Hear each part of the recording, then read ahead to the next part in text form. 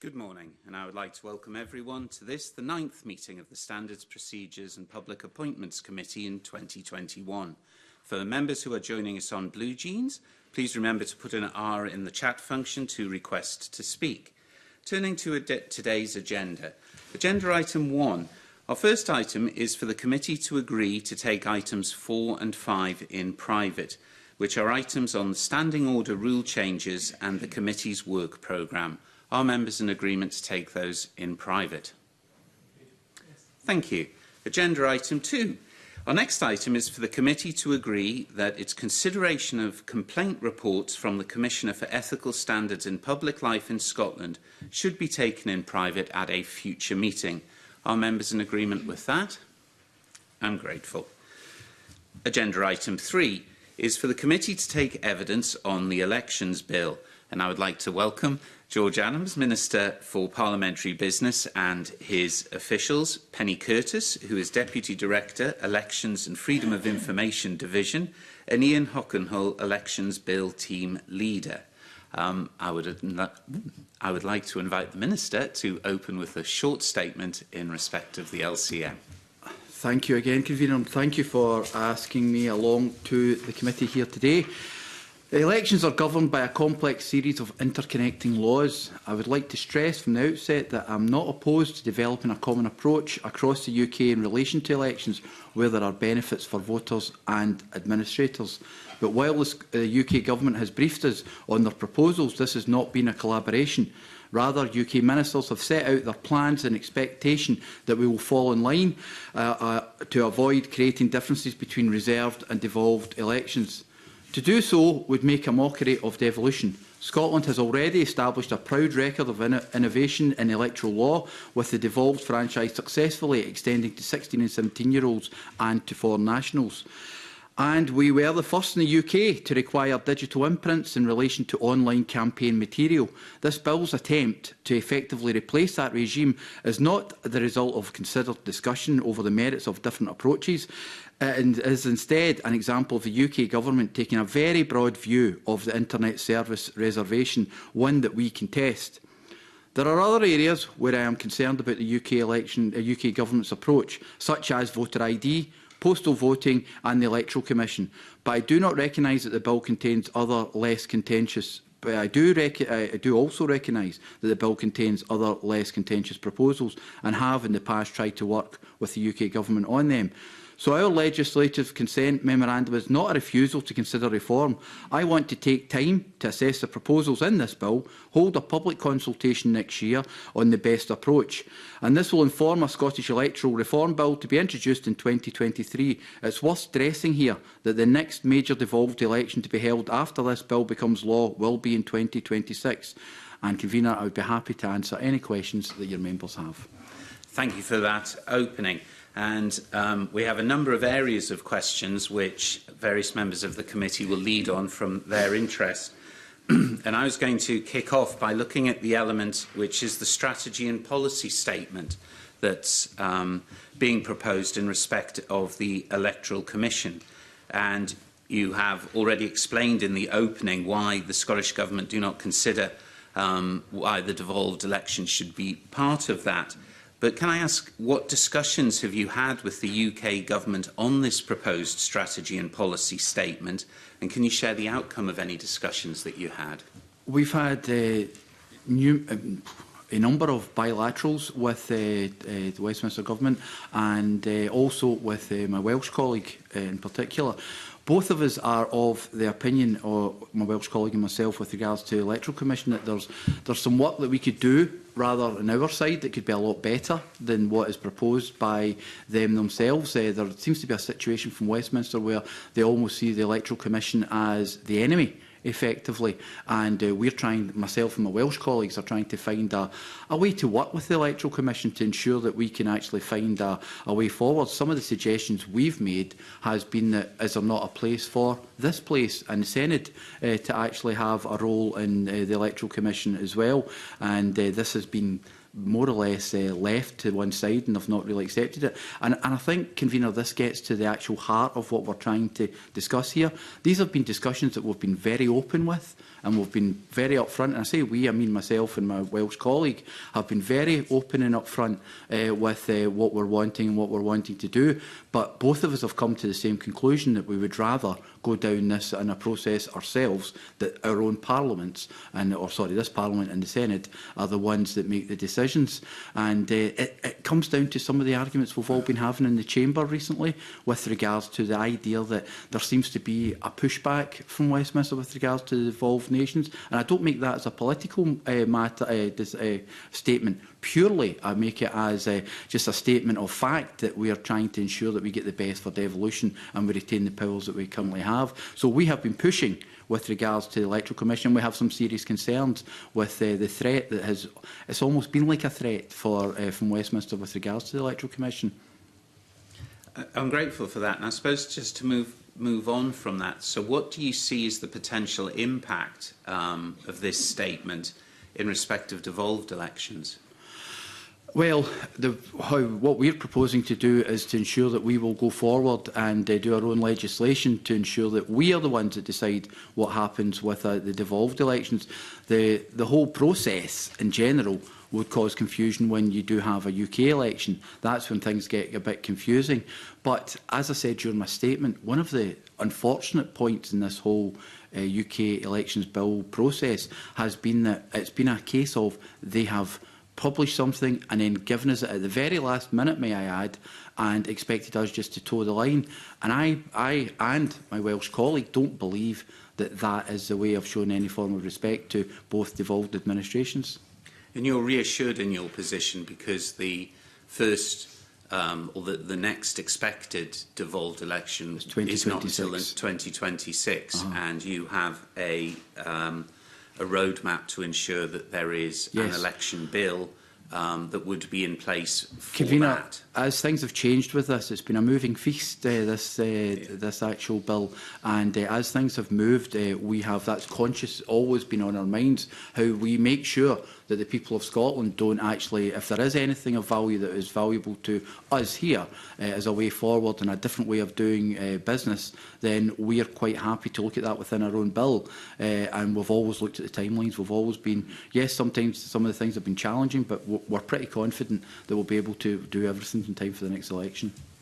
We've had, we've heard evidence that there is concern that the potential for this statement to affect the independence of the Electoral Commission, and we've had a letter from the presiding officer here at the Scottish Parliament, and also a letter from the Minister of State for Equalities and Levelling Up Communities from the UK government.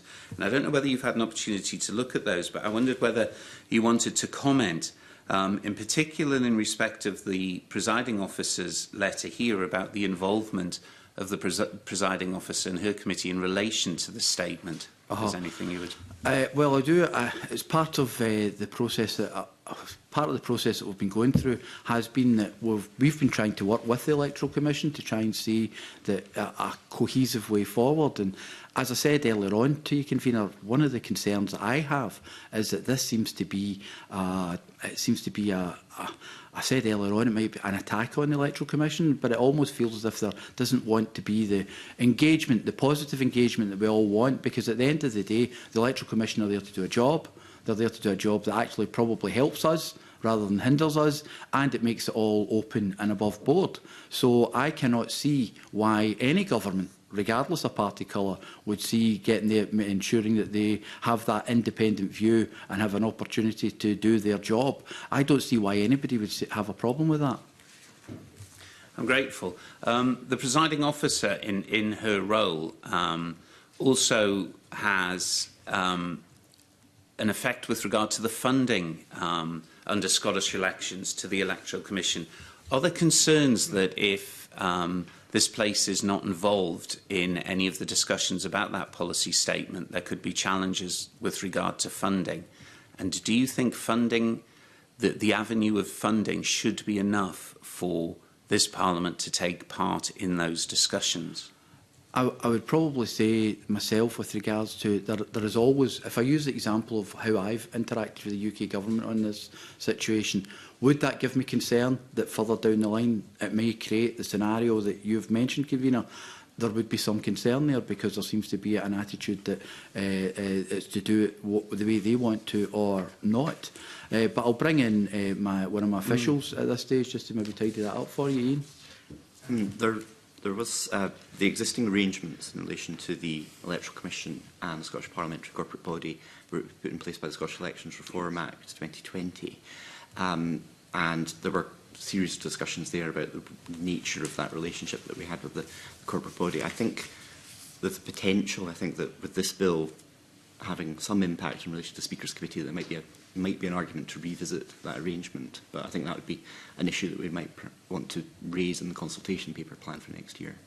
I'm grateful for that. My penultimate point is in relation to the letter that we've received from the UK Government, and again goes to the heart of the independence of the Commission. In that report, and I understand why the Minister was unable to attend in person, I understand there was a diary clash. But interestingly, in the letter, I just read a small part of it. To improve the parliamentary accountability of the Electoral Commission, the bill makes provision for a strategy and policy statement, which is what we've just been discussing. This will set out guidance and principles which the Commission will have to have regard to in the discharge of its functions. And there is significant assertions within the evidence from the UK Government of the importance of the independence of the Commissioner.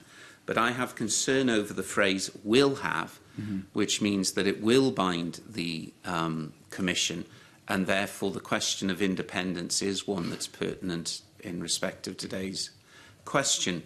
Do you have any comments, Minister, or indeed... Well, I'm quite happy. I've already said the reasons to your earlier questions from my own standpoint, so probably for the more technical answers, probably better going to for Ian. So the UK Minister has indicated that where they agree with the devolved analysis, there's agreement on what's involved within the devolved competence of the Parliament, they will remove those aspects from the bill at the House of Lords stage. So that would appear to include the impact of this statement in relation to devolved elections. So we would expect this statement to ultimately be only in relation to reserved elections. At the moment, or as introduced, the bill has an obligation to consult Scottish and Welsh ministers in relation to their devolved functions. And our ministers made representations to the UK Minister that this statement, even if it's only in relation to reserved matters, could still have a kind of knock-on effect on how the Commission interacts with devolved administrations, and that it would seem appropriate further to be an obligation to consult across the board, even if it doesn't actually apply to devolved elections anymore. So the UK is considering that representation. Excellent. But can we leave that with the caveat, Convener, that things haven't gone exactly smoothly with this whole process? So who knows what could come from that negotiation? Maybe it may be a successful conclusion. Hopefully. Or otherwise, thank you. I'm now going to pass over to Tess White, who has a series of questions relating to the clarification of the offence of undue influence of a voter. Tess. Good morning. Good morning. May I ask, please, what the Scottish Government believes the benefit would be? Sorry? Hello? Don't press. Just having a microphone challenge. My light's flashing there. I don't know if it's... Paul's... It's mine is flashing. That's it, Tess's microphone's down. Sorry, Tess. Thank you. Minister, may I ask you, please, in your view, what the Scottish Government believes the benefit would be in introducing Scottish legislation on undue influence? I'm not opposed to the moves that are part of the bill on this issue in itself. We've already said we intend to consult in 2022 and bring forward the bill in 2023, and we would look at this scenario as well. Although in discussions we've looked at, it's not been as major an issue as what others have said it was, but it's still something that we're not opposed to and we're quite happy to look at and possibly make it part of the bill. Okay, and the benefit of actually introducing? Well, as I said earlier on, we haven't had any. If you look at the recent elections we've had any real bad examples of where this has been a major issue, and it's not something that organisations and third sector organisations and groups that are involved in elections are screaming from the rooftops saying that they're to make a difference on it. So it's something that we're taking cognisis of it. We're listening to what they're saying and we're interested in what's going forward, but it's something that we would probably, when we've done our consultation in 2022, it's something we'll look at with a raft of other things in 2023 for the actual bill. Minister, would I be right in then summarising the answer as don't know the benefits yet, but maybe know the benefits after you've gone through a process of consultation? A more accurate way would be, Ms White, would be to say that I can understand where the UK government is going in this issue, but it's one that I just want to consult with and get more information and more data so that I can actually see what the main benefits would be for us when our bill comes here in 2023. OK, good. So keeping an open mind for now. As I said in my statement, in many of the things, there's many things that we could have common ground, but there's certain parts of this bill that are just toxic to this Parliament and toxic to us. Next question. This is quite a long question, Minister. So, please, what consideration the Scottish Government has given to the potentially different level of protection from undue influence afforded to voters in Scotland and in other parts of the UK if the legislation is not taken forward on a UK-wide basis? Well, as I said earlier on, our next election that would affect us would be 2026 anyway, so we need to ensure that if we go through consultation and if it comes back that it's a major issue and if we decide as a government we're going to go down the similar route as well, then we would just quite clearly just add it into the process as well. So I don't believe there's an option for being a major difference if we've done everything that we've set out to do. So the idea that, you would have these... It goes back to the crux of the matter, right enough, which is it's the UK government that are changing the kind of the kind of playing field here, and we're the ones that are kind of just been expected to toe the line and follow on time. And I don't think that's right. I don't think you, as an MSP, Ms White, should be treated that way, and I don't think any members of this Parliament should be treated that way. I think we need to have this open discussion, and I think what you're bringing up gets us to the very heart of what the issue is that it's more or less been published, and we've been expected to follow because they don't expect myself or our colleagues in Wales to just to accept it. But if I just add to you, in all these issues, myself and my colleague in Wales are of the exact same mind. We have agreed of a way forward. So this isn't just me, George Adam, SNP, Minister for Parliamentary Business. This is a Labour member in a similar role to me in Wales coming to the same conclusions. Thank you. Last question. No problem. When the Scottish Government plans to introduce legislation to update the offence of undue influence, would this be through primary legislation? Well, at this stage, we have to look at as I say, I don't even have a draft bill in front of me at this stage. So effectively, it would be a process of how we went through the whole process itself and take it from there. What would be the best way to actually make it of value? But I'm quite happy to bring Ian in at this stage just to back me up, hopefully. Electoral law is such a complicated mix of secondary and primary legislation that it can quite often be difficult to say confidently that something is a change in primary or secondary legislation. The fact that the UK government are doing it in primary legislation suggests that it would be, as normally, amend primary legislation with primary legislation and secondary legislation with secondary legislation. And this particular offence is so old, and one of the reasons for them updating it is that it's out of date. That I would imagine, I think it almost certainly lies in sort of archaic Westminster legislation that applies across the board. So I think the answer is... So answer to your question is it's as clear as mud. That's why. Thank you. Thank you, Minister. I was going to say, Minister, I think we appreciate, and the committee certainly understand, the attitudinal difference in the way that the UK government has presented this legislation to you.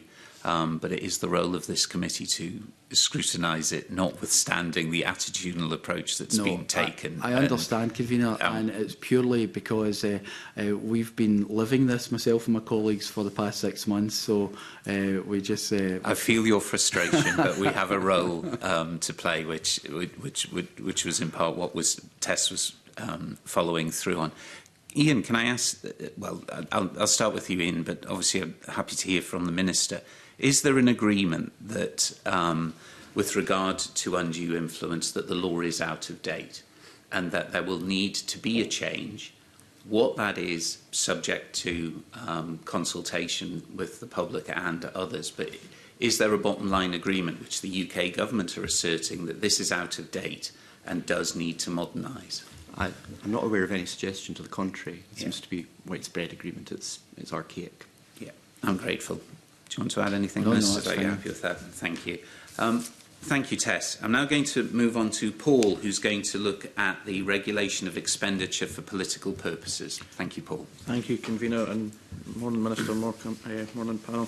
Just before I start, just to mention, refer members to my register of interest. I'm serving councillor in East Lothian at the moment.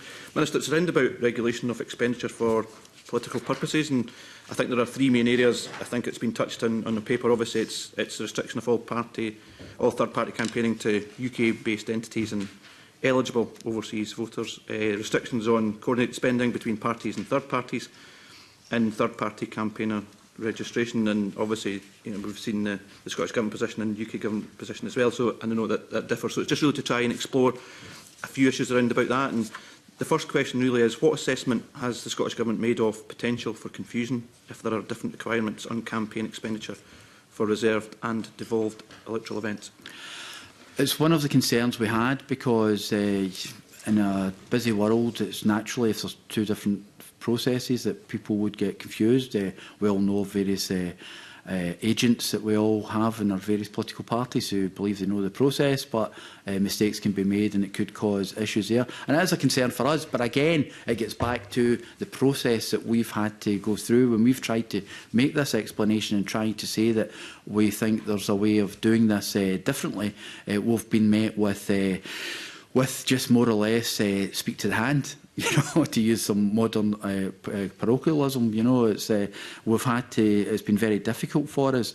But on the whole, I'm aware that there could be issues, but these are things we believe that we can ensure that we can sort out in our own bill when it comes to the Parliament as well. And as I say in everything, that sounds as if I'm repeating myself here, but basically both myself and my Welsh colleague had a very long conversation on all of the aspects of the bill, and it came to the conclusion that both of us were just going to go down the line of having our own legislation and looking at it all, and whether there were good parts that we would take from the UK bill, we would take that, and whether there was parts we don't agree with, which are fundamentally don't agree with, then we wouldn't do that. So I'm aware that the two process, this whole kind of process has a situation where there could be leading to confusion in general between the two processes, and we're doing our best to try and make sure within the powers that we have that we can deliver that for Scotland, as is my colleague in Wales. I'll just bring in Ian if he's wanting to add anything to that.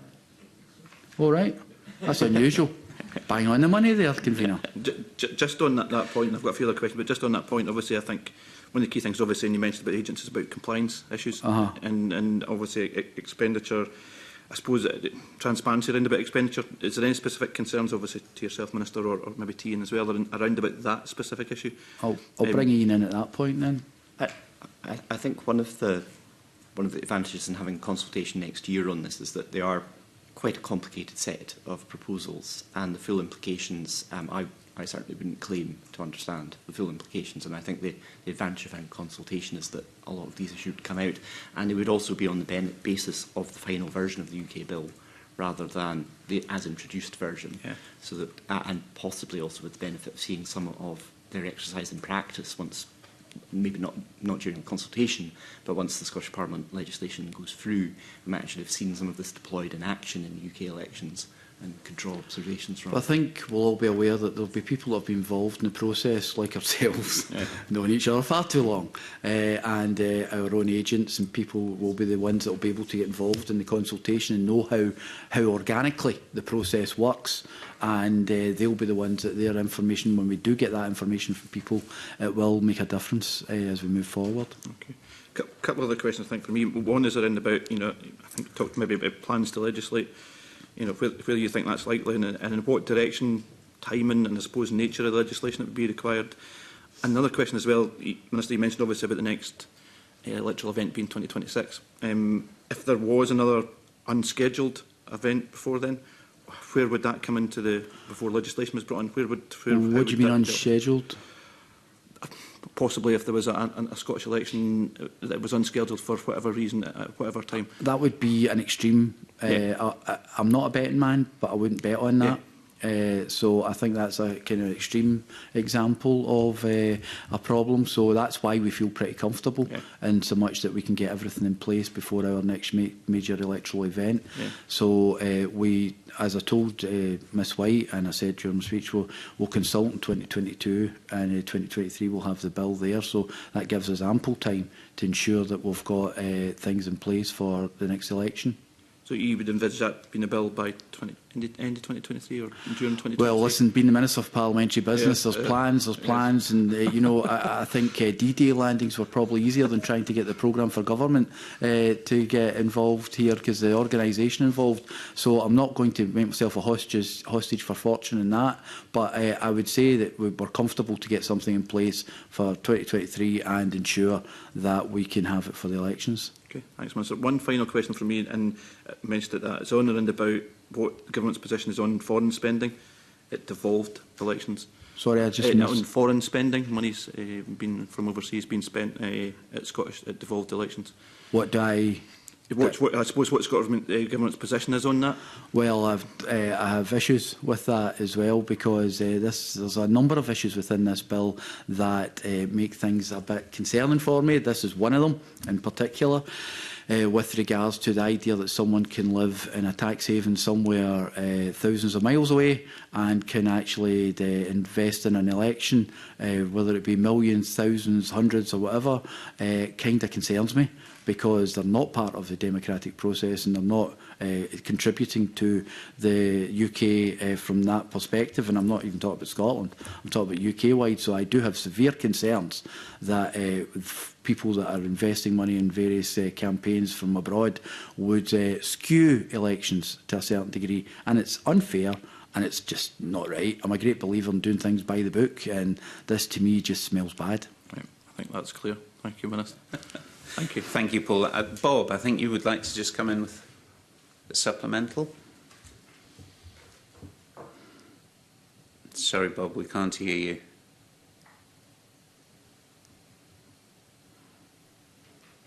No, I'm afraid we can't hear you.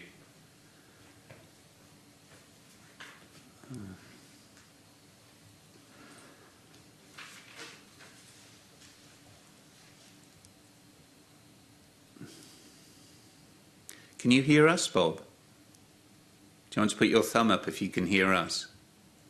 Right, if we can't hear you, that's... Oh.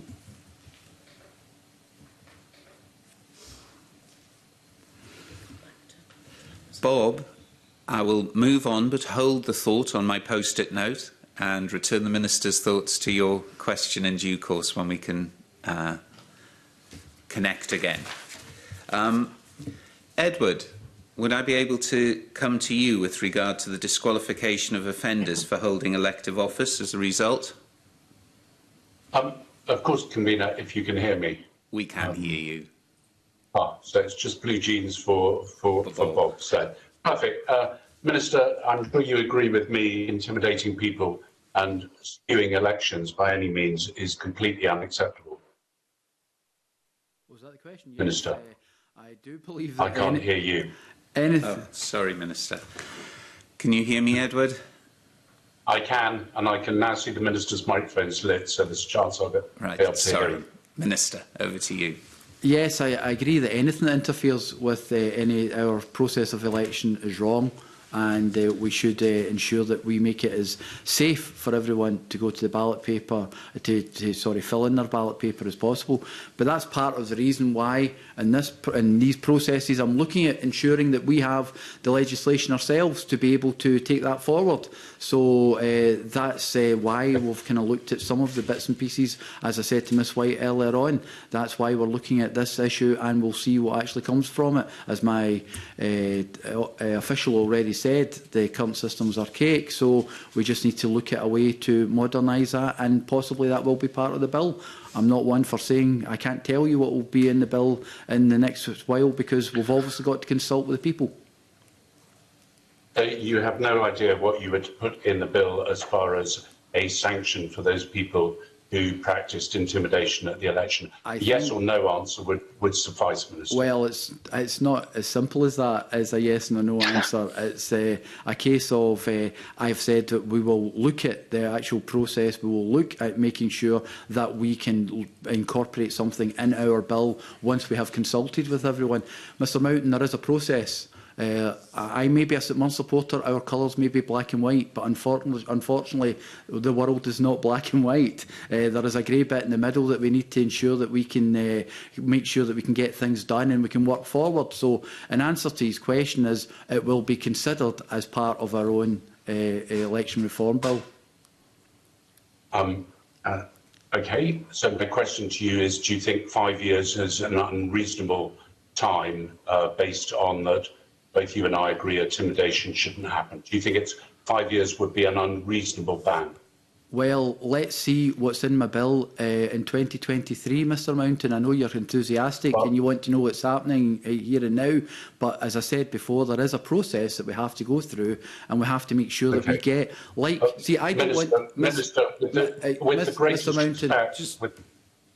Edward, can you just if we let the Minister answer, and then I will come to you. And I appreciate your frustration, Minister. Mr Mountain, at the end of the day, we're going through a process. I've already accused the UK Government of putting things down in front of this Parliament at the very last minute and telling us how we should take things forward, and assuming we would do likewise. For me to make a commitment on any a solid commitment in any aspects of the bill at this stage would be doing likewise, not giving this Parliament and yourselves as fellow MSPs the opportunity to be able to engage with that process. So all I'm saying now at this stage is we will consult, we will go through this process, and we'll ensure, and it will be part of it will be considered by ourselves as we go forward. I think, Minister, that to be fair, Edward wasn't asking for a commitment. He was asking for your view on the period of 5 years, and whether you... And absolutely up to you whether you wish to express what your view is, but it wasn't. I don't think he was looking for a governmental commitment. He certainly wasn't looking for a parliamentary expectation. It was merely just whether 5 years to be fair, felt unreasonable to you. To be fair, or Convener, in front of me is a sign that says Minister for Parliamentary Business. George Adam doesn't really, his opinion is irrelevant in this scenario. So at the end of the day, I'm here as the Minister for Parliamentary Business talking about potential legislation that we're going to be putting through in the next while. Yes, I have my own opinions on various things, but I have to obviously, within my role, ensure that I have a situation where when we take this through Parliament, I do it in a way that's open and transparent for everyone to be able to have their opportunity to engage in that. I'm grateful. Edward. I absolutely understand that what I was asking for was an opinion. Mr Adams has given various opinions this morning, but is not prepared to make an opinion on this. So my question to you, Mr Adams, is that it is likely that the Scottish elections will be in 2026, as you have said, and you said that it would only be in extremis, which you couldn't predict that they would happen before then. The UK elections will happen before then. Your timescale of 22-23, i.e. 22 going to consultation, 23 bringing out legislation, would probably mean that you would end up in a different position to the UK government on intimidation. Do you think that's a good position to be in? Mr Mountain seems to have stumbled onto what is the actual issue that we're dealing with here and now, is the fact that this isn't a problem of my making. It isn't me that has changed dramatically UK electoral law, and also I can't legislate for UK elections, but it's not me that's changed the electoral law dramatically. It's actually been the UK government. Now, while we've had discussions during that process, while we've tried to engage with the UK government on this, and at one point we tried to kind of just bring them round and change various things so we could have a level playing field on all the elections, it just wasn't going to happen. It just didn't happen. It wasn't going to happen. And the UK government has taken an assumption. Whether you think that is right, I think it's wrong. But if you think it's right, then that they will just carry on and do it their way. So it's not ourselves here in this place that's made this problem, created this problem. And if there was a UK election before during that period, then it will be under UK electoral law anyway. So there would be no difference there. But yes, I do agree with Mr Mountain that there's various things that they've included in this that just get to a stage that they created an issue of differences in the whole process, many of which we've discussed here today. So we really need to look at the fact that I'm not to blame for this. It's my colleagues that have tried to influence. I've been unable to do so, and we're in a situation now where the Welsh Government and myself are totally agreed on this, that this is a way forward. If you look at our colleagues in Wales, they're literally doing the same as what I am. In fact, they're going further because they've got some other ideas that they're adding to their electoral bill that are not part of the UK election bills as well. Thank you, Minister. I don't think I stumbled onto anything. I think I probably read the papers and understood them. So I understand that there's no compromise. Good for you, Edward. Minister. I said, good for you, Edward. Right, fine. Minister, sorry, Edward, can I just comment? Edward, Minister, all of the committee have read their papers on this. I just said well done to Edward for it. That's all I was suggesting. Well, yes. I think if I can politely put it, choose a perhaps more helpful tone, because Edward is a very important member of this committee, and as I say, every member of this committee has read their papers, and I know you've lived this bill for 6 months, but in a much shorter period of time, this committee has lived this bill, listened to evidence, and probed on a lot of matters. Apologies, convener, and apologies to Mr Mountain. I'm very grateful for that, Minister. Edward, is there anything else you would like to? Well, it was just a question, really, is that I understand there are strong feelings on both sides. What I'm looking to do is try and find areas where there still could be compromise. I'm trying to investigate that. And I'm understanding that on intimidation of witnesses, although we all agree that it shouldn't happen, there doesn't appear to be a compromise. So I'm happy to leave my questions there. That could be anything. Can I just add that I appreciate Mr Mountain trying to find common ground, and it's something I've done myself over the past 6 months. It's difficult. There's key parts of the legislation that just make it extremely difficult for us all, and it's got to the stage where it's very difficult to try and find that common ground. I'm grateful. I'm hoping that Bob is able to rejoin us both by being able to hear and speak. So, Bob? I can certainly hear you, convener. Can you hear me? And we can hear your lovely tones coming down the line. So we can return to the regulation of expenditure for political purposes, which I understood you had a follow-up question on. And also I was going to hand over to you for the notional expenditure. Bob? Yeah, that perfect, convener.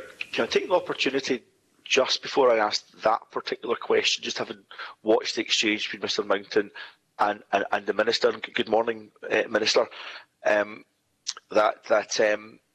appears to be that the Scottish Government position is there's been very little time to have meaningful engagement and dialogue with the UK Government, and the Scottish Government position is that that dialogue's not been substantive and it's not been meaningful, and you do not feel you've been co-producing this UK legislation that's coming before us. And the committee will reflect on that, and we'll take a view in relation to that. But the question I would have is on the Scottish Government's view. So it's clear that there's a timescale by which the Scottish Government will legislate itself for the bits of the bill where you believe there is clearly merit, but you would wish to consult appropriately and meaningfully within Scotland to get it as best for Scotland. When you do that, will you use however the UK government legislates at a UK level, will you learn from that experience? And when you do legislate in Scotland, will you continue a dialogue with the UK government? Because if the Scottish government or the Welsh government finds a better way of changing electoral legislation, I would hope that would be shared across the UK. So it's important, even though relationships have not been positive to this date, that the Scottish government uses its consultation for its electoral reforms which are pending to feed in back to the UK. So can you give some kind of reassurance that dialogue will be ongoing irrespective of the different positions of the Scottish and UK governments? Yes, I can, Mr Doris. All the dialogue is still ongoing. We still have conversations, bilateral, trilateral, with ourselves, Wales and ourselves and Westminster and all together. So that is ongoing. We do try. I will admit that the last meeting was pretty fraught because in this whole process it's not been helped by, there's been a reshuffle in the UK government, which means that the minister that we had built up a relationship with had actually moved on. So it became a new minister, new relationship. You had to deal with that as well. And I think the portfolio for the UK minister has become quite larger as well. So this is just one aspect of it. So on the whole, the answer would be yes to Mr Doris's question. We will continue to engage and to have the communication to try and find ways forward where we can, because the whole process is we're trying to work through this in a way that there is no confusion. Am I going to say it's going to be easy? No, because the way things are, but we're doing our best to try and work through that situation. I think that's important. The governments of the UK are allowed to disagree with each other. The Scottish, Welsh and UK governments, no one's got a monopoly of wisdom, so it's important that that dialogue continues. Now, where I did want to come in, Convener, was in relation to Mr McClelland's exchange with the Minister, and I was listening to the idea of how we get greater transparency with third-party campaigners and elections, we get transparency over where the money comes from and how the money is spent. What I didn't hear during the exchange, and I apologise if I missed it, I didn't hear the expression dark money. And I'm not sure whether the UK bill, and I have to admit, maybe I have to read it more carefully, will deal with concerns of dark money. For example, there were concerns around spend ahead of the Scottish elections, a £46,000 spend, particularly where it was hard to shine a light on where that money came from to fund a Facebook campaign, which perhaps not to influence those Scottish elections. Now, the Minister, I've not said the nature of how, I mean, this is all in the public domain, the point I'm making here, Minister, but I want to make sure the point I'm making here is not prejudiced by party political views and perspectives and interests. So I've not given a context to that spend, but the public out there are well aware of the expression dark money. They've got concerns over lack of transparency and where money comes from and spends, and how that could interfere and unfairly try to influence elections. So do you see anything in the UK legislation which deals directly with that money, and will the Scottish legislation seek to look at that as well to make sure our elections in Scotland and across the UK are open, transparent and appropriately funded in a way that voters would believe is fair and free? With regards to the Scottish election side of things, I would say that was exactly what we'd be wanting to aim for, is to make sure they're open and free, and there's not kind of changes made from funding from elsewhere. I did, in my exchanges with Mr McClelland, didn't use the term dark money, but I did express some severe concerns that there could be money from abroad, effectively, where people have been either a tax exile or been able. This bill gives you the opportunity that someone who has not been involved, been a taxpayer of the UK, been involved in this process, not been in the country for 14 years, they could still actually influence a UK election if they had the financial ability to do so. And that's a concern. That's a concern, and it's untransparent, as Mr Doris has already says, and it's really not what we're all about in this place, because it's always been about making sure the elections are fair and above board, and I have some severe concerns about that process with regards to allowing someone who has not been involved in the electoral process or even lived in the country for 14 years being able to engage and spend money in a UK election. Thank you, Minister. I'll move on to look at notional expenditure now. I see from the papers for today's meeting that how we assign and categorise notional expenditure is going to change within the UK bill. I see here the Scottish Government's got a degree of sympathy for that. Could you say any more about that before I go into with my follow-up question, Minister? Basically, just to keep a nice simple answer for you, Mr Doris, is yes, there's, like many parts of the bills, there's part of this where we see common ground, and will be something we'll look at when we move towards the bill in 2023. Okay, and you'd expect me to follow up in saying this.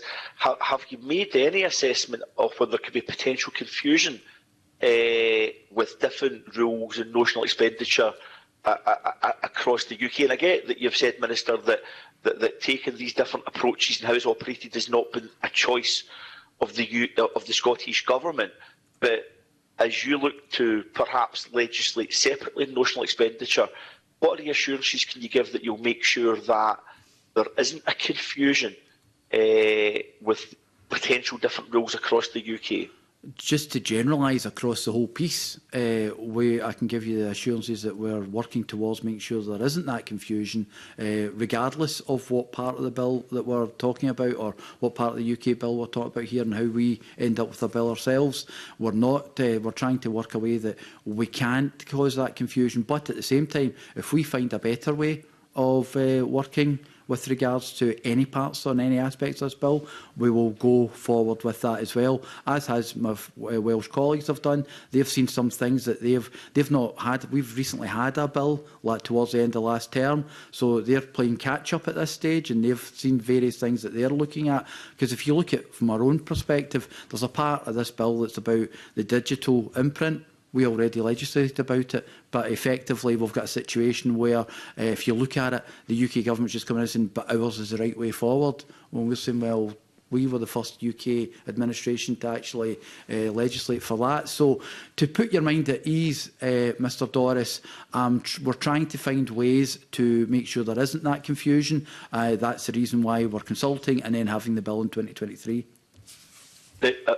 A very specific question I want to ask on notional expenditure. I'll ask that in a second. But on digital imprint, when that was brought in Scotland, did the UK government raise concerns that would lead to different election rules across the UK? Did they raise concerns at that point? I wasn't the minister at that point. I was your chief whip at that point. So I'll ask Ian if he knows anything regarding that. No, I don't think so. I think they were quite interested in what we were doing, but have ultimately come up with a different set of proposals. Now that's interesting, Convener, because it's about consistency of argument. Of course, if the UK government didn't have concern when Scotland deviated from the rest of the UK to improve matters, that's interesting to me. I'll leave it at that. But the final question I wanted to ask is very specific in our papers. Have the Scottish Government has had any discussions with the Electoral Commission about the need for clarifying legislation in the area of notional expenditure, and in particular, the example given in our papers, and I wish to say it was my clever thinking, but it's not, is any discussions in the light of the 2018 Supreme Court case, R versus McKinley and others? Well, we've had ongoing dialogue with the Electoral Commission. It was one of the first meetings that I had when I first became Minister, because I knew this bill was coming, and it was one of the important ones to ensure that we had that kind of ongoing relationship. And I think that relationship is extremely important for all the UK, Welsh and ourselves. And part of the problem with that at this current point is that there seems to be a part of this legislation the UK government is suggesting is making it extremely difficult and for the Electoral Commission. But on the actual technical aspects of the legal case that you say, I'll pass on to my colleague Ian.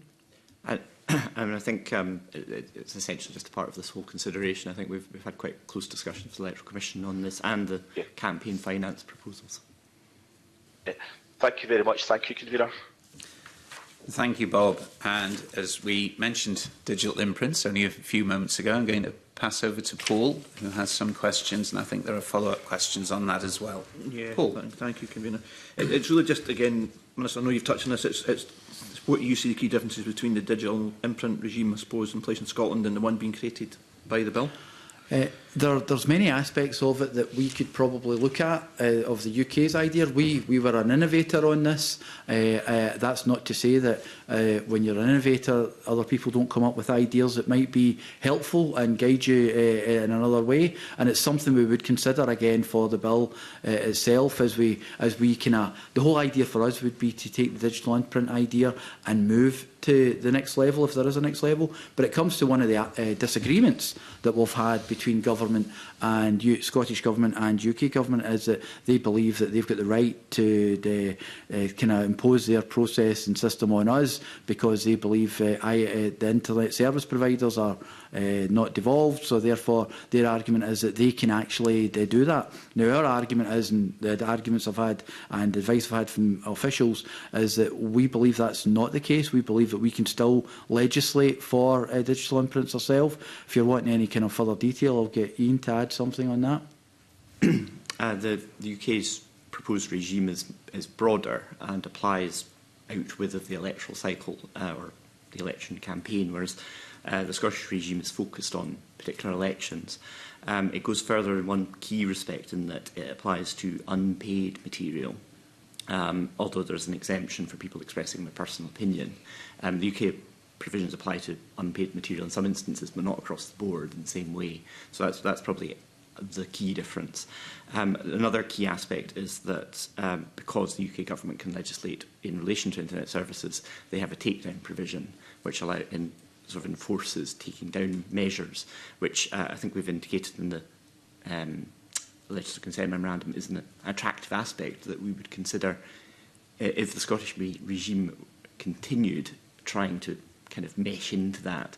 But the UK Government's overall position is that because they've gone very broad on this, it's all reserved, and therefore it's all going to apply, which would mean, we think, that we would be effectively obliged to repeal our regime to avoid having two digital imprints regimes operating at the same time. So that option of trying to tie into it appears to be off the table at the moment anyway. I'm just going to go on. There's one specific, I suppose, and I'm quoting here, from UK Government, electronic material for political nature on the internet and behaviour of conduct on the internet by users and internet services providers at all times. And again, I think you kind of touched on that, but again, what you think your views would be, and Minister, in that regard, and you kind of touched on, would there be legislation to create a similar regime in that regard? Or if I just answer on this point, as I said to your original question, there's many parts of this that we don't believe we have a monopoly on genius or ideas, or we do believe that there's obviously, if there's different ways forward. We all now live in a digital world. Our legislation literally was for the electoral process itself. We all live in a world where we know what goes on various internet providers and social media. So we would look at ways of modernising that. And again, when we go to consultation, this will probably be one of the things that will be highlighted. I'm not prejudging it, but I would assume there'd be a highlighting of this as well. But quite happy to bring Ian in if there's anything else to add. I suppose, just referring to the Minister's opening remarks, there's a difference between the two regimes.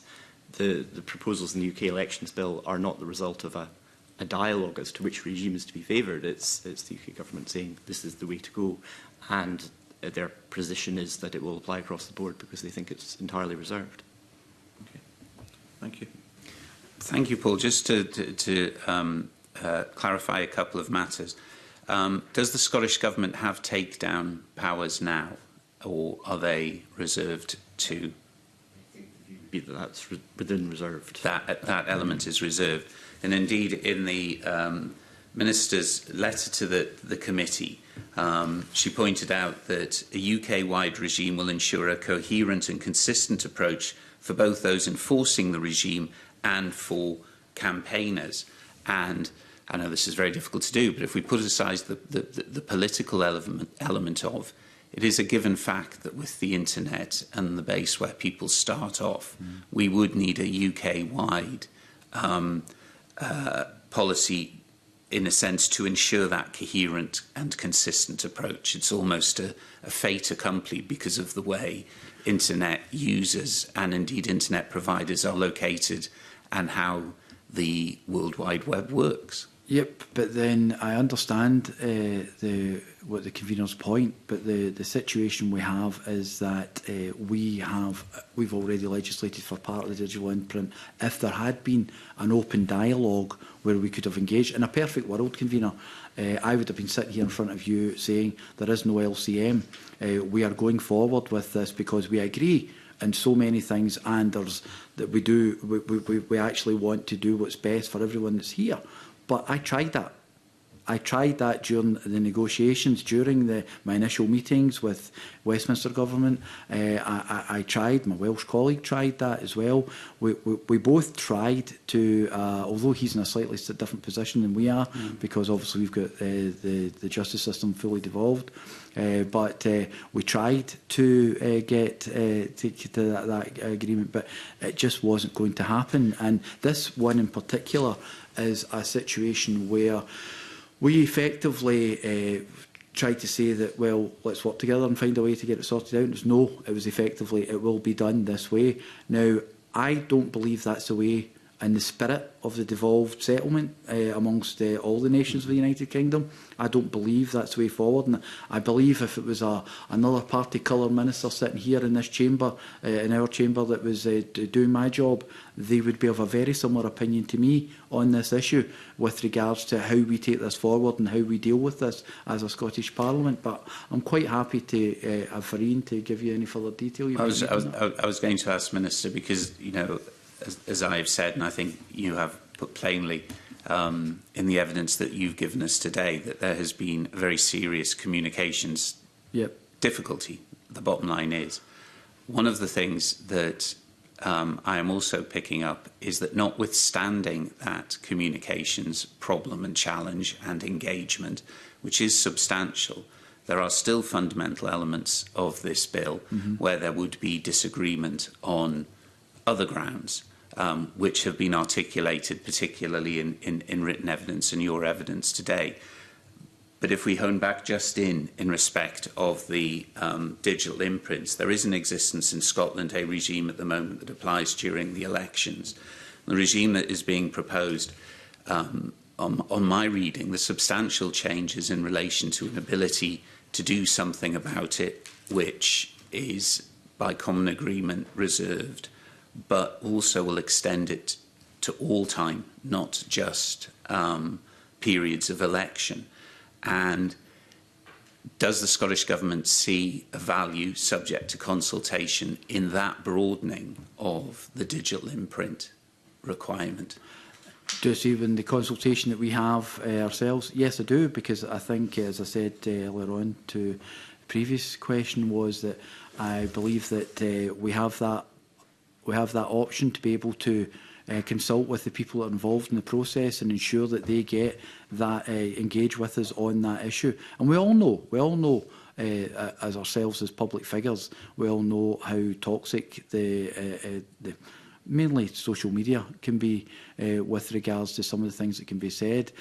But at the end of the day, for me, the important thing was that we find a way. Why would we be a leader in the idea of digital imprint? And when I quite reasonably said to my UK colleague, I'm quite happy to take this forward in a Scottish bill and look at some of the ideas that you've had and see where we can go from there. And more or less was told, no, we are totally in charge of that. And we've been told by our legal advice that we think that's a bit ropey ground for them as well. Thank you for, I'm going to use the word certainly clarifying your position and understanding on it. Thank you. Now, that concludes the questions in relation to what the specific LCM has been sought, but there are other matters that are contained in the memorandum which it would be helpful to get your evidence on. And Edward, could I hand over to you to talk about voter ID? Thank you, Convener. Can I just say at the outset, there are, as we all accept, significant differences between UK and Scottish elections, which, in my mind, is a benefit of devolution. And there's some parts of that which I'm very proud that Scotland is leading the way, maybe in voters and 16-year-olds being able to give the vote. But what we're talking about here is voter ID, which is being identified by the UK government as a problem in UK elections. Do you accept that view, or do you just take the view that because it isn't a problem in Scotland, it isn't a problem in the UK, Minister? With regards to voter ID, we come to the main issue where we can't agree. You know, this is from day one in our negotiations and discussions. This has been the situation where we can't agree. And our position is that we feel that voter ID makes it even more difficult for those to engage. We've just come off an election where we had the highest turnout on the Scottish parliamentary election ever. We had a situation where people went to the polls and can express their opinion at the polls with a good turnout. Now, my fear is that voter ID gets a situation where individuals will, it does cause confusion, because we won't be doing voter ID. It does cause confusion so much that should you have a Westminster election within, say, because we never know when a Westminster election can happen, even though there's the Fixed Parliament Act, we all know, Mr Mountain mentioned earlier on, that there's probably going to be an election well before that. So we all know that the Westminster election could happen at any point. And you could have a scenario which really is difficult for us in the Welsh to deal with, where a UK election could happen within the same day or within the time of a Scottish election. Now, just imagine it was the same day, which is a nightmare scenario. We've been told by UK officials that they'll try not to do that, but that doesn't fill me with any kind of encouragement that that would be the case. But you could end up with a situation where they are actually voting on the same day, and there's two processes, plus there's different voting system, and to add to that, you've got voter ID for one and not for the other. Now, voter ID, I'm against from the point of view that you could end up with, just for talking's sake, an elderly person that has voted in the same electoral station for the last 20, 25 years, could be in a situation where they turn up to a Westminster election, regardless when it is, and they say, I voted in this station for 25 years, where's your voter ID? You've not done it. It just makes it more difficult for the process at a time when we are trying to ensure that the public engage more in the political process. So let's look at the successes that we've had in the Scottish parliamentary elections the last time, and let's ensure that we encourage people to vote. I think this is an example of how you actually discourage and dissuade people to vote as we go forward.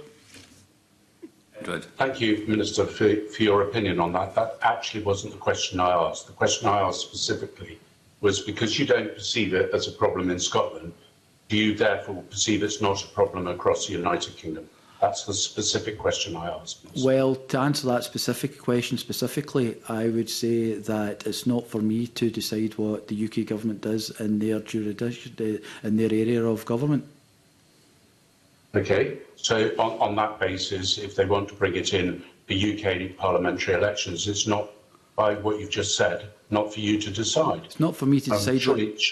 But fundamentally, I'm against voter ID. But it's entirely up to democracy. Is that there is a Conservative government in Westminster, and they decide what they would do under their jurisdiction. Okay, so there's two things I want to just go back to, if I may. One is that we know that elections on the same day don't work. We've seen that before. We've experienced it. And I would totally agree with you with that. And I would be very surprised if anyone thought it would be a good idea to run the two on the same day. It's just, to me, doesn't really work. You've made a comment there also that we're not having voter ID in Scotland, which gives me a clear indication that you have decided what is in your election bill. But you couldn't answer me a question earlier on what was in there in relation to a topic I raised earlier. So you've decided on some parts of it and you disclose it, but you can't decide on other parts. Is that right, Minister? This is something where we fundamentally disagree in the whole process with the UK government. I don't think the Scottish government has been quiet in its idea that they don't believe in voter ID as a way forward. I don't think it's something that, Mr Mountain, you've just heard today from me. I think it's been something that's been shouted from the rooftops, that we fundamentally disagree with voter ID. And for me, there's a big difference between something that we all fundamentally disagree with and aspects of this bill that I think that on the whole, we could probably find a Scottish solution to that issue. You know, there is a huge difference between that. Okay, so what you're saying is you're going to put everything else up to consultation, but because you fundamentally disagree with this, you're not going to put it out to consultation, and that you are going to, you personally wish to see a separate decision in Scotland regarding UK elections, which is not part of the devolved settlement. Have I got that wrong, Minister? Mr Mountain, I would have difficulty as Minister for Parliamentary Business in our chamber of minorities. I would have difficulty getting an idea like voter ID passed through every political party in here. I think probably the Conservatives may be, and I'm not making judgments, but I think the Conservatives may be the only ones that would probably support an idea like that. So I say that in issues, again, that we are fundamentally disagreeing on, I think I can draw a line and say that there's no kind of field for voter ID in the Scottish Parliament. I think Edward's question, to be fair, sorry Edward, I think his question was whether or not it will not be consulted on in the thing, and I gather from your evidence that it won't form part of the consultation. Is that fair? I would be open for it to be part of the consultation, but I could, as we are with everything. But at the end of the day, the government makes decisions on various aspects, and from the government side of things, we're against voter ID, and as I probably mentioned earlier on, I probably wouldn't get a majority even if I was for it to get it through this Parliament of Minorities. Okay. Edward. My final point is just an observation that if it was agreed when it was put out to consultation as part of democracy, you as a government would vote against it and wouldn't push it through the Parliament. That's what you've just said to me. So I understand your position, Minister. Thank you. That's all the questions I have. Bob, I think you would like to come in on this. Yes, thank you, Convener. I think it's important just to put on the record why you've clearly ruled this out, Convener. We heard last week that only 0.7% of poll workers thought that electoral fraud was an issue, which is a tiny amount. And in some of the voter ID pilots in England, in one of them, up to 30% of voters were turned away from the polling station. So it might be helpful to put on the record why you believe that voter ID should categorically be ruled out. I happen to agree with that, but it's important that you're clear about why it should be categorically ruled out. The clarity, Mr Doris, isn't so much that the confusion it causes. The fact that, as you quite rightly state, there is not a will for people believing that there is electoral fraud to such an extent that you need something like voter ID. And for me, it's just fundamentally making a process that we're trying to encourage the public to engage with. We're just making it more difficult. We're putting a barrier in the way of a member of the public being able to cast their vote. And fundamentally for me, that just is, I just don't want that. I want to ensure that we have elections like we had this year in Scotland, where it was an open and frank discussion and where the public came out in numbers. No, that's helpful. Other members may wish to highlight that certain groups are more significantly impacted by voter ID than others, but I'll let them do that. We should acknowledge that I know that's the facts. So therefore, my line of questioning, I suppose, would be the dangers of having voter ID at UK elections and not in Scottish elections. And that's not a reason to bring voter ID into Scottish elections. But do you see any dangers in there being a difference?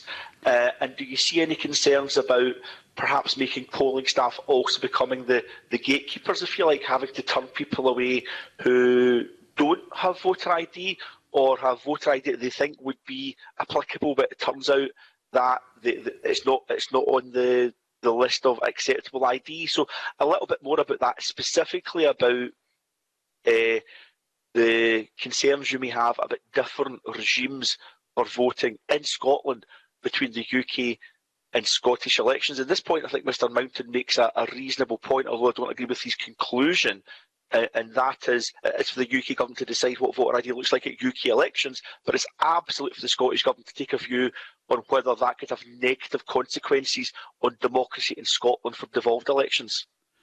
Yes, well, for me, I've already explained a couple of times in the fact, and I gave an example of why I believe it would cause confusion in a situation where even if it wasn't on the same day, you also have staff members who would have to be retrained and ensure that they know what levels of kind of IDs available and how they can actually show who they are and make sure that that's available. And the problem that you quite rightly bring up, Mr Doris, that you would have a situation where people could be turned away. And we've all been there at various polling stations when someone hasn't been on the voters' roll and how upset they've been or aggressive to certain situations where it could escalate from that position. So I just don't think in a democracy that is as mature as the one that we have that we need to go to this level of voter ID, because I think we have a public that understands the process, hasn't abused the process in general, and I think you're treating the public with disdain and causing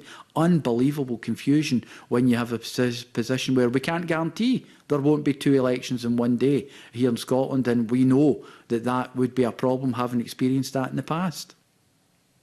Thank you, Convener. Thank you, Bob.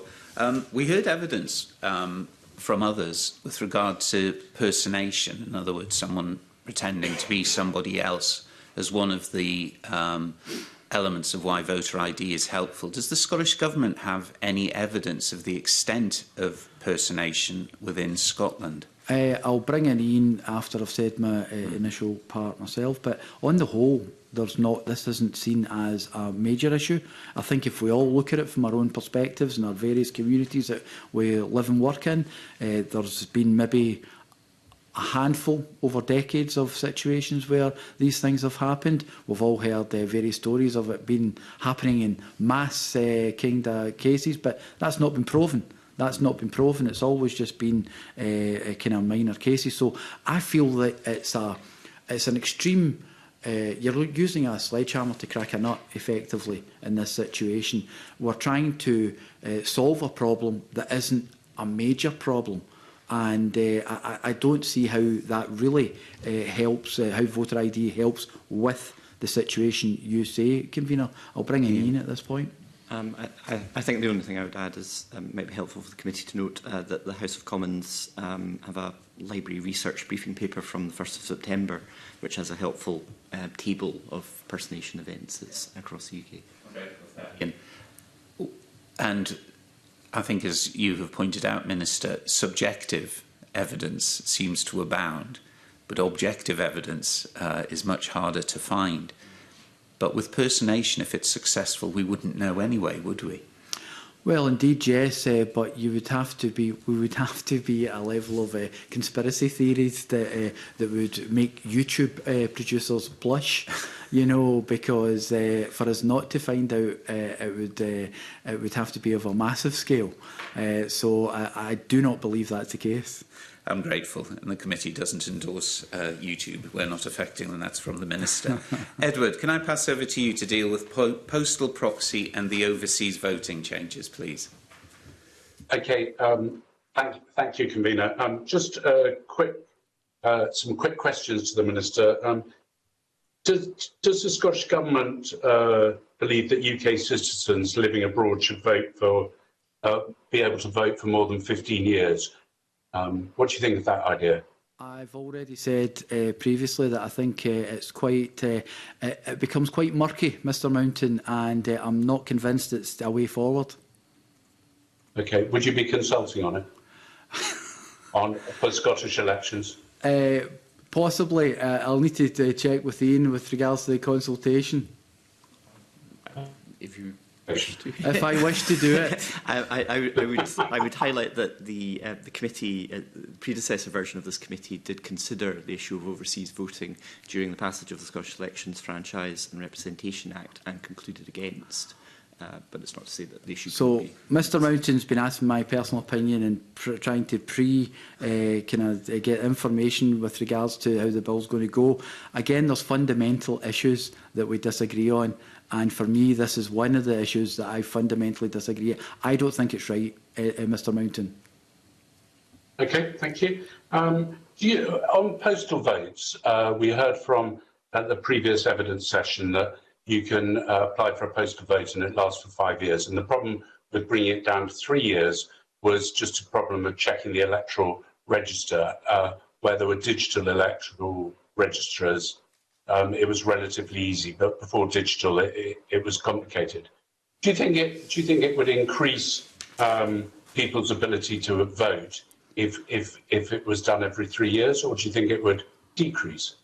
Mr Mountain, I think it adds to the confusion, actually, and I hate to sound as if I'm repeating myself over and over again here, but it does add to the confusion where we have a situation where we are in the 5-year period for the devolved elections, and then every 3 years you would have a situation where I do believe that they've got to reapply every 3 years, and that reapplication, whether it's a simple reapplication, can you imagine out there in the real world, someone tells you you've got to reapply for your voting, and it may have been quite a traumatic situation when you've moved house and you've managed to get your postal vote sorted out, and the idea of reapplying for your postal vote may seem a bit kind of difficult, and I think that's the problem. You've effectively got to reapply. It's a new application every 3 years, as opposed to the current system, which is just a continuation of what we've done before.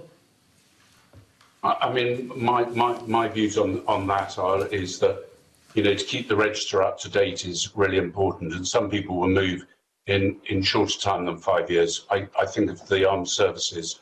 I think of people who are posted abroad who would benefit from having a postal vote, being reminded to change their postal vote so they got their postal vote on time if there was a snap election, which could happen in Scotland, not at the moment, obviously, but if it was a minority government, that could happen. So, do you think, therefore, my question on that is, do you think if the additional funding was made by the UK government to make sure that could happen, it would be something that you would be more comfortable?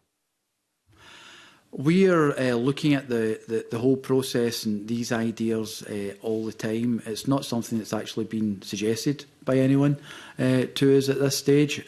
So if that suggestion is made, I'll look at it. So it could be part of the consultation in 2022 for 2023. Mr Mountain, I'm all for open government and open dialogue, but you're trying to dictate what's in my consultation here. So No.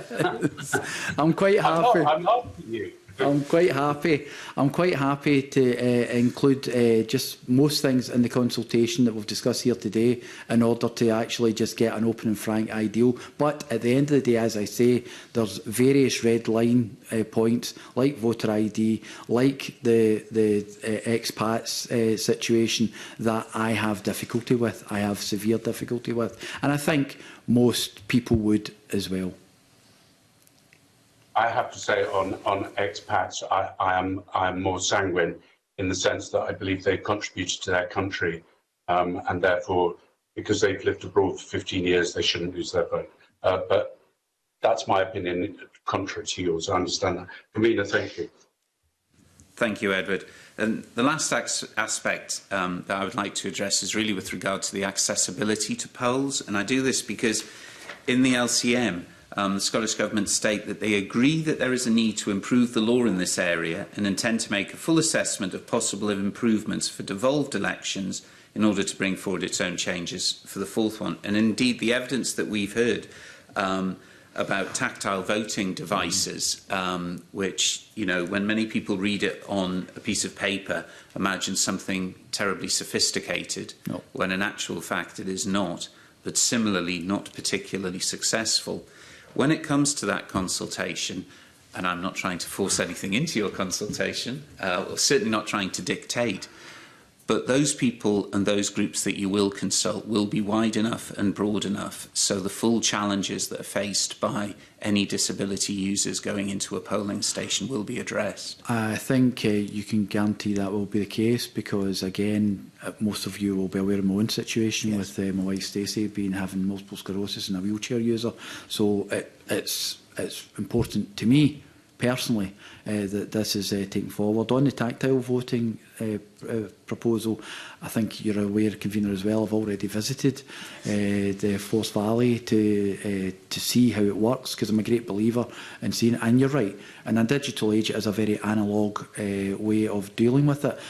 But from what I've seen and use of it myself, it works and it makes it easier for everyone to be with a sight loss to be able to actually deal and engage with the process. And I'm all for trying to find easier ways, but I'm also all too aware that how difficult it can be for those with physical disabilities, sight loss, and engaging with the process. And a lot of that's to do with training with staff and those in the actual polling stations themselves. And if I can make one kind of commitment and say that I will endeavour to do what we can to ensure that we can make sure that's not an issue. And certainly this is an aspect that indeed we have discussed within this forum in relation to elections that are much closer to hand than other anticipated ones. And I in no way question your experience of it, but certainly I think some of the results from the tests that have taken place is perhaps the people who feel most challenged and least supported in casting their vote made the greatest errors using the current equipment. And I do think, and this committee has heard, that there are groups out there that have an expertise, they have an experience, and to allow them access into the consultation, in fact, to go out and ensure that they are part of the consultation, I think is very important going forward. The convener's willing to give us these individuals and groups to my team, we're quite happy to include them, because we want to make sure that this is full and frank and open, and they get the opportunity to say what they have to say. And having been involved with disability groups most of my political life, I'm only too aware that they will be pretty vocal in what they have to say, and I'm quite happy to engage with that. I'm very grateful for that. I think Bob wants to come in. Bob, over to you. Yeah, just briefly, Convener. I think this is an area where we can all just agree, and we should be quite straightforward. There's a positive about this UK bill, quite frankly, even if I don't agree with a lot of the policy intent, and that is, if Scottish Government's reviewing accessibility at polling stations, that's a good thing. So let's just do it. Last week there was an exchange about concerns that, whilst imperfect, a lot of requirements for what polling stations should look like to be accessible were on the face of the bill, and to move to reasonable adjustments could be suitably vague and lead to a kind of patchwork approach across Scotland. So just some reassurances that, however the Scottish Government takes this forward, there will be a consistent approach to accessibility in all polling stations and places across Scotland. And I suppose secondly, that it's kept under ongoing review. So the idea of a voting accessibility panel or something like that, which could directly influence statutory guidance to the Electoral Management Board or to returning officers at polling stations in places could look like. I don't think we should do this once, but we should keep it under particular review.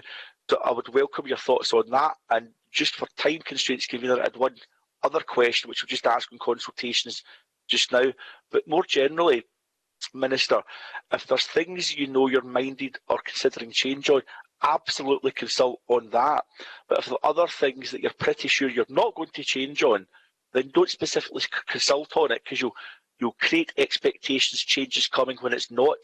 And I don't think that's necessarily the right thing to do in any consultation. I would hope there's space towards the end of it, where if any individual or group wishes to raise additional matters that are not contained within the policy thrust of government legislation, that they're afforded the opportunity to do that, and those results would be analysed. So that's a technical aspect of consultations, but my substantive question was about, let's not just do accessibility as a one-off consultation, let's keep it under constant review. With regards to accessibility in general, I'm a member locally of Renfrewshire Access Panel, have been since I was a councillor. They do some fantastic work in order to work with, I think I've mentioned it at this forum before, to work with the Renfrewshire Council and to ensure that any new buildings, any new polling stations are accessible. They've done various, their job effectively when an access panel works well an access panel will effectively audit a new building, but the problem is you have to ensure that local government and the access panel themselves are not a statutory group, they're not like a community council, so therefore they don't automatically get included in the process. So you have to ensure that that relationship is there. I would probably say from my own perspective that is something that can be done at a local level while we're doing everything here, ensuring that we're making sure that we're reviewing everything and everything's open for those with accessibility issues. At a local level, local authorities should be working with the volunteer group that are the access panels across Scotland. And in areas they work better and have more volunteers, like any other volunteer organisation, in better areas than others. But if I use examples of Renfrewshire, they've done audits on access to the new St Mirren Stadium in 2009, access to the new Town Hall when it was renovated, and now it's getting renovated again, so they're going to get access to that as well, and they're going to do all that. So I would say if we maybe try and find a way to include them in with regards to polling stations, which it should be at a local level, the local authority should automatically deal with them at that local level, then we should be okay. So from our point of view, we would probably maybe say as a suggestion to local kind of returning officers that it might be an idea to engage with a access panel or local disability groups that are in the areas. I think Bob also asked about trying to ensure that the very minimum, and I choose my words careful, expectation is applied across the whole of Scotland, so that we don't, in essence, have a constituency lottery depending on where someone lives. And I think that's important. I agree. That's been an ongoing issue, whereas, and again, that's down to training and accessibility in organisations and returning officers who effectively have all that in place, and those that don't have all that in place. And that, from our point of view, we just need to make sure that we say you need to do X, Y and Z so that we can get this done, and we need to make sure that that's part of the culture as we progress. Excellent. I'm grateful for that. We've covered a lot. Is there anything that you, or indeed those that are advising you, would like to put on the record before I call a halt to this evidence I think session? we've actually covered just about everything. I'm not sure. I'm asking Penny, I think. Sorry, excuse me. Just on the final subject, might be worth highlighting that the Scottish Elections Reform Act introduced a requirement for the Electoral Commission to report on moves taken by returning officers to assist voters with disabilities. And indeed, they included that within their report in the 2021 election. So that's an ongoing requirement. So there we go. I'm grateful for that, Ian. And with that, can I thank you, Minister, and your advisers for entering the committee den this morning, and wish you all well for the rest of today. And this committee will now move into private. Thank you. Thank you very much. Thank you, Minister.